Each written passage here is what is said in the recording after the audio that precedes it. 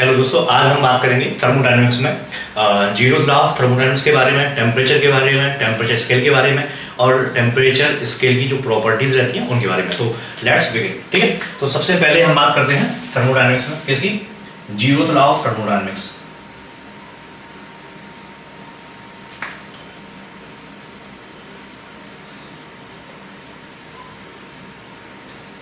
तो zeroth law of thermodynamics क्या बोलता है?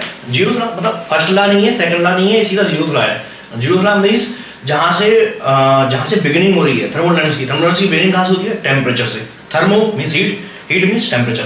तो थर्मोडायनेमिक्स में जीरोथ लॉ क्या कहता है कि अगर हमारी दो बॉडीज हैं A and B, if two bodies are in thermal equilibrium, A and B are in thermal equilibrium individually, A and C are also in thermal equilibrium. If two bodies are individually thermal equilibrium with common body, then the separating bodies, then the other two bodies are also in thermal equilibrium. अगर इसका temperature 10 degree है, इसका भी temperature 10 degree है, दोनों thermal equilibrium में होंगी। Thermal equilibrium की कंडीशन क्या होती है? थर्मल इक्विलिब्रियम की कंडीशन होती है टेम्परेचर सेम होना चाहिए। ठीक है ना? Thermal equilibrium means temperature same होना चाहिए। अगर हम थर्मोडायनेमिक्स इक्विलिब्रियम की बात करते हैं तो थर्मोडायनेमिक्स इक्विलिब्रियम की बात करेंगे तो इसमें तीन इक्विलिब्रियम आ जाते हैं। कौन कौन से? फर्स्ट आ जाता है केमिकल इक्विलिब्रियम, सेकंड वन आ जाता है मैकेनिकल एंड थर्ड वन आ जाता है थर्मल इक्विलिब्रियम। ठीक है, तो यहां पर हम किसकी बात करने वाले हैं? थर्मल इक्विलिब्रियम की। तो जीरोथ लॉ ऑफ थर्मोडायनेमिक्स क्या कहता है? If two bodies are in thermal equilibrium with another body separately, then the other two bodies are also in thermal equilibrium. और thermal equilibrium के लिए कंडीशन क्या होती है? Temperature should be same. ठीक है, अब इन्होंने थर्मोडायनेमिक्स का तो जीरोथ लॉ बता दिया।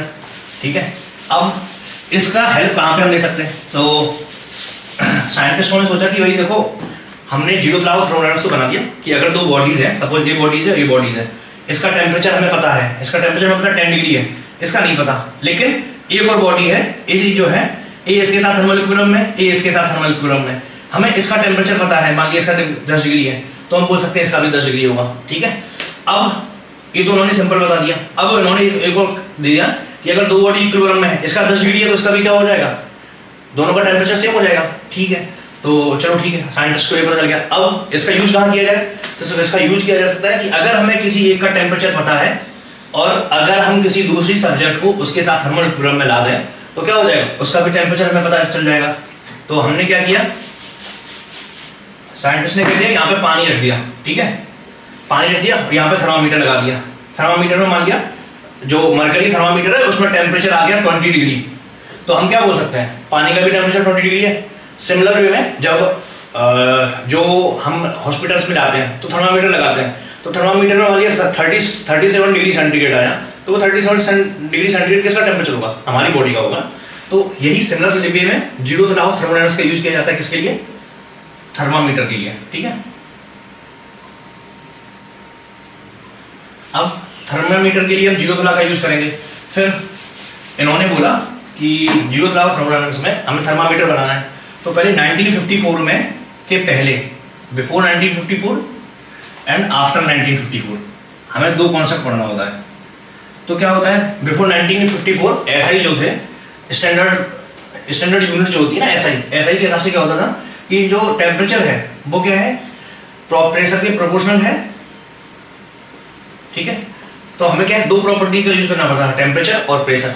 तो और इसके क्या बोलते हैं कि ये टेम्परेचर और प्रेशर प्रोपोर्शनल है ना? इसमें कुछ डायरेक्टली प्रोपोर्शनल नहीं है, इसमें कुछ कांस्टेंट लगेगा, ए और ये सी या बी मान लिया इसको। ठीक है, तो इन्होंने इसके बेस पे माना। फिर इसको अगर हम कैलकुलेट करेंगे, टी ऑफ आइस निकाला, pressure of ice plus B, है ना, टेम्परेचर एट 100 डिग्री पे निकाला, है ना, आइस पे और स्टीम पे, बराबर में ए प्लस पी 100 प्लस बी कर दिया। ठीक है, और हमें टी जो एक्चुअल टेम्परेचर निकालना है वो ए है, तो हमने ए और बी का वैल्यू निकाल दी। यहाँ पे ए की वैल्यू क्या आ जाएगी? यहाँ पे अगर हम ए की वैल्यू निकालेंगे तो हमारी ए की वैल्यू क्या हो जाएगी? T I minus T 100। ठीक है, बराबर में A P I minus P 100 या पी स्टीम 100 मतलब 100 भी क्यों ले रहे हैं, क्योंकि 100 डिग्री पे स्टीम बन जाती है हमारी, तो हमने PS ले लिया, एस मीन स्टीम, ठीक है। तो इतना हो गया। अब यहाँ पे ए की वैल्यू क्या आ गई हमारी, temperature of ice minus temperature of steam upon PI minus PS, है ना। ए की वैल्यू आ गई, ऐसे ही हम बी की वैल्यू निकाल देंगे। तो बी की वैल्यू अगर हम निकालेंगे तो क्या आ जाएगा हमारा, है ना। तो ए की वैल्यू क्या आ गई हमारी, ए की वैल्यू किसी एक में रख दो, किसी भी स्टीम में रख देते हैं। तो TS बराबर A into TI minus TS upon PI minus PS plus B। V की वैल्यू हम निकालेंगे तो क्या आ जाएगा, V की वैल्यू निकालेंगे तो T steam minus A TI minus TS upon PI। ए की वैल्यू तो हमने यहाँ पे रख दी ना, सॉरी, ए की वैल्यू तो हमने यहाँ पे रख दी, इंटू PI था ना, इंटू PI, तो यहाँ PI आ जाएगा, ठीक है, अपॉन PI माइनस PS। तो ये हमारी ये आ गई बी की वैल्यू। अब यही बी की वैल्यू यहाँ पे रख दी और यहाँ पे ए की वैल्यू रख दी, तो हमारा जो फाइनल जो टेम्परेचर आ जाएगा उसके बेस पे हम क्या निकाल देंगे, किसी भी का भी टेम्परेचर निकाल देंगे, ठीक है।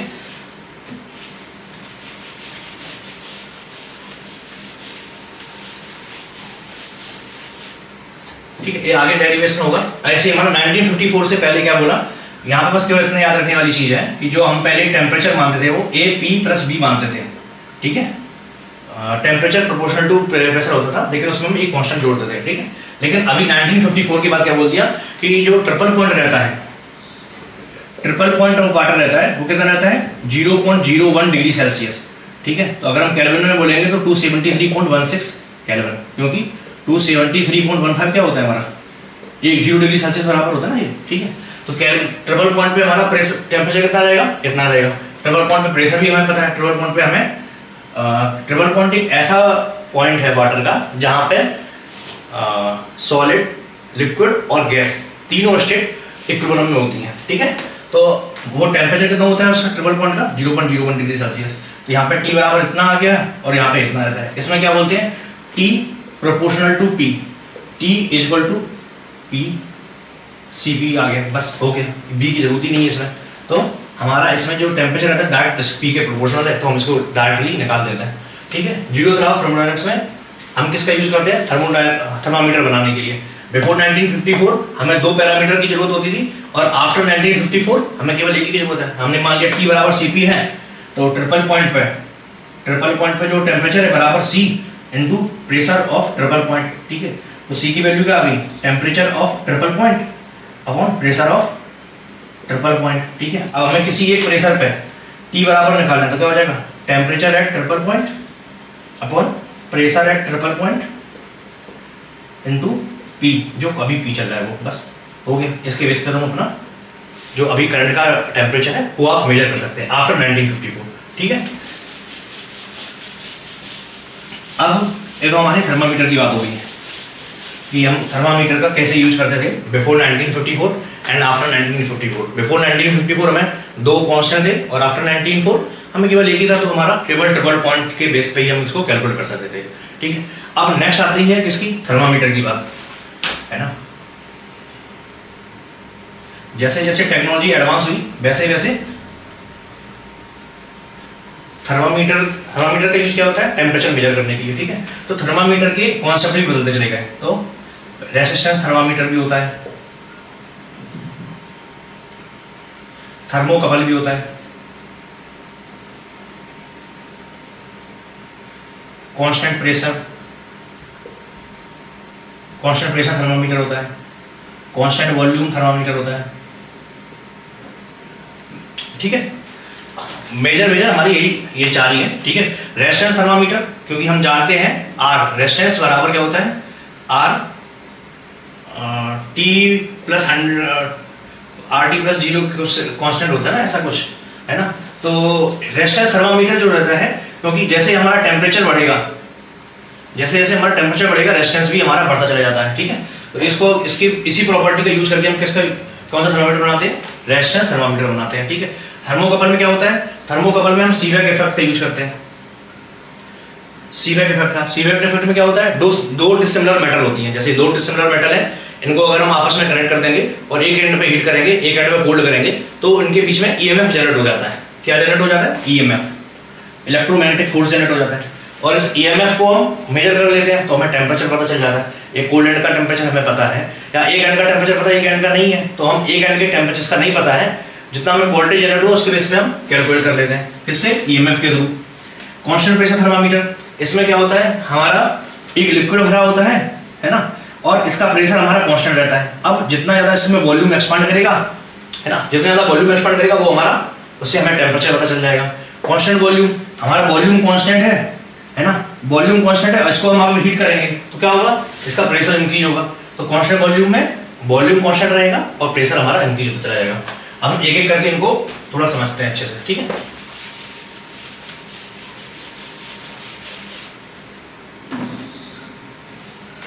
रेजिस्टेंस थर्मामीटर में हमारा एक रेजिस्टेंस है, थर्मिस्टर। थर्मिस्टर इसका एक एग्जांपल है, ठीक है। इसमें क्या करते हैं, हमारा एक थर्मामीटर है सपोज, इसका अगर हमने क्या किया, इसको हमने हीट किया तो इसका रेजिस्टेंस इंक्रीज हो जाएगा। जितना ज़्यादा रेजिस्टेंस इंक्रीज होगा उसके बेस पे हम बोल देंगे कि इसका टेम्परेचर कितना है। तो इसके अंदर अगर प्रॉपर्टी जिसके बेस पे हम टेम्परेचर मेजर कर पा रहे हैं वो क्या है, रेजिस्टेंस। रेजिस्टेंस को ही तो मेजर कर रहे हैं, रेजिस्टेंस में चेंज हो रहा है। किस प्रॉपर्टी में चेंज हो रहा है, रेजिस्टेंस में। रेजिस्टेंस में चेंज होने के कारण हम टेम्परेचर मेजर कर पा रहे हैं, ठीक है। तो प्रॉपर्टी जिसके कारण हम रेजिस्टेंस मेजर टेम्परेचर चेंज कर पा रहे हैं, प्रॉपर्टी और टेम्परेचर। टेम्परेचर किस प्रॉपर्टी के कारण कर पा रहे हैं, रेजिस्टेंस के कारण, ठीक है। नेक्स्ट कौन सा आता है, थर्मोकपल।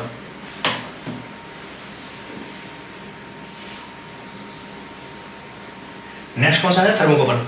थर्मोकपल में क्या होता है, थर्मोकपल में क्या होता है, हमने दो वायर ले ली, ठीक है, ये दूसरा मेटल है, ये ए मेटल है, ये बी मेटल है। अब हमने इस एंड पे हीट किया, इस एंड का टेम्परेचर हमें नॉन है, पता हुआ है इसका टेम्परेचर, इसका टेम्परेचर नहीं पता, ठीक है।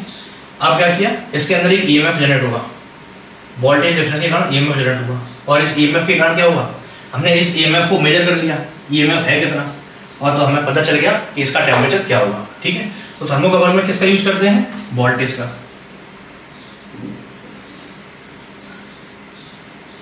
वोल्टेज या ईएमएफ का, ठीक है, जिसके बेस पे हमें टेम्परेचर पता चल जाता है। जितना ज़्यादा ईएमएफ होगा उतना ज़्यादा टेम्परेचर होगा, ठीक है।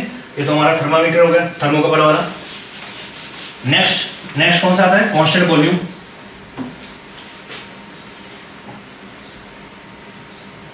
कांस्टेंट वॉल्यूम, कांस्टेंट वॉल्यूम में क्या होगा, हमारा वॉल्यूम फिक्स रहेगा।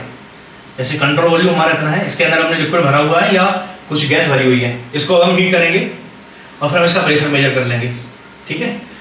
प्रेशर अगर इंक्रीज होगा तो क्या हो जाएगा, प्रेशर इंक्रीज होगा मीन्स टेम्परेचर हम बढ़ा रहे हैं, प्रेशर डाउन हो रहा है मतलब प्रेशर टेम्परेचर हमारा डाउन हो रहा है। जितना प्रेशर इंक्रीज हुआ उसके बेस पे हम कैलकुलेट कर लेंगे कितना हमारा टेम्परेचर हुआ है, ठीक है। तो रेजिस्टेंस थर्मामीटर में जो प्रॉपर्टी है वो रेजिस्टेंस है। थर्मोकपल के केस में ईएमएफ है या वोल्टेज है। कांस्टेंट वॉल्यूम के केस में, कांस्टेंट वॉल्यूम थर्मामीटर में याद रखना, इसमें कंफ्यूजन होती है। कांस्टेंट वॉल्यूम थर्मामीटर में जो थर्मोडायनामिक प्रॉपर्टी है वो कौन सी है, प्रेशर। प्रेशर चेंज हो रहा है ना सर, प्रेशर। नेक्स्ट कौन सा है, अभी हमने कौन सा देख लिया, हमने कांस्टेंट प्रेशर देख लिया, कांस्टेंट प्रेशर रह गया हमारा, ठीक है, कांस्टेंट प्रेशर। अब जो कांस्टेंट प्रेशर थर्मामीटर है उसमें क्या होगा, हमारा एक वॉल्यूम है, इसके अंदर हमने प्रेशर कांस्टेंट रखा हुआ है, ठीक है, और ये कुछ भरा हुआ है लिक्विड हमारा। हमने इसको हीट किया तो लिक्विड राइज करेगा, लिक्विड राइज करेगा, लेवल इसका बढ़ेगा, ठीक है। तो इसके बेस पे हमें क्या पता चल जाएगा, इसका टेम्परेचर कितना है। जितना ज़्यादा लेवल राइज करेगा उतना ज़्यादा टेम्परेचर होगा, जितना डाउन रहेगा उतना डाउन रहेगा। तो इसको कांस्टेंट प्रेशर का सबसे बढ़िया एग्जांपल कौन सा है, मरकरी थर्मामीटर,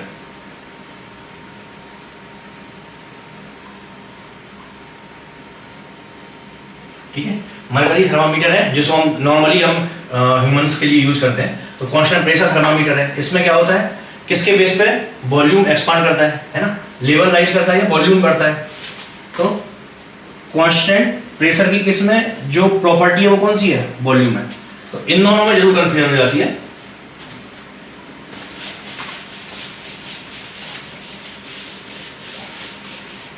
जो हमारा थर्मामीटर होता है,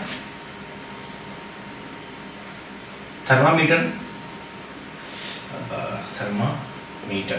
है ना, थर्मामीटर जो प्रॉपर्टी होती है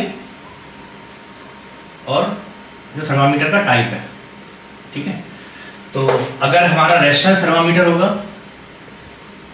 तो रेजिस्टेंस में चेंज आएगा, मीन्स किस प्रॉपर्टी में चेंज आ रहा है, ठीक है। अगर हमारा थर्मोकपल होगा तो ईएमएफ में चेंज आएगा, ठीक है। और अगर हमारा कांस्टेंट प्रेशर होगा, ठीक है, कांस्टेंट प्रेशर होगा तो वॉल्यूम में चेंज आएगा, है ना। और अगर कांस्टेंट वॉल्यूम हुआ तो प्रेशर में चेंज आएगा। तो ये हमारी सारी प्रॉपर्टी है जिनके बेस पे हम टेम्परेचर मेजर कर पाते हैं, ठीक है। तो होप आप लोगों को समझ में आया होगा।